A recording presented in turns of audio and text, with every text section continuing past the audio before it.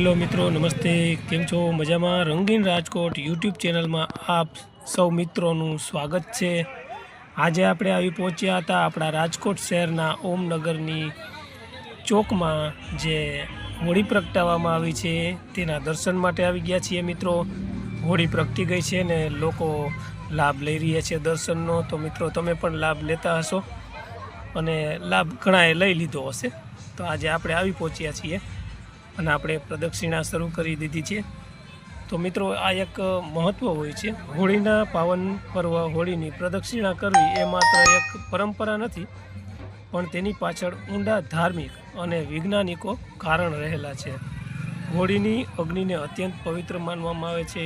એવું માનવામાં આવે છે કે અગ્નિની ફરતે જો પ્રદક્ષિણા કરીએ તો આપણા મન, શરીરમાં રહેલી નકારાત્મક ઉર્જા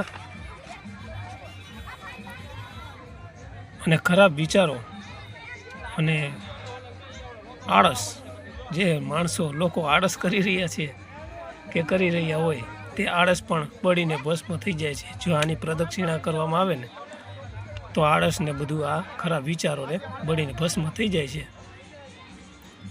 તો મિત્રો, તમે જોઈ શકો છો ફરતે દર્શનાર્થીઓ આવી ગયા છે પ્રદક્ષિણા કરવા. દર્શન કરી અને પ્રદક્ષિણા કરે છે. લગભગ માનો ને કે 3 થી 4 આટા લોકો મારતા હોય. પછી નાના નાના બાળકો, જે આ વર્ષે જેનો જન્મ થયો હોય, તેના ઢોલ નગારા સાથે, જેને ગીમ કહેવામાં આવે છે, તે પણ લોકો આવે છે. આખું ફેમિલી આવે છે અને બાળકને હાર અને સાથે નાળિયેર અને તે પણ લોકો પ્રદક્ષિણા કરે છે.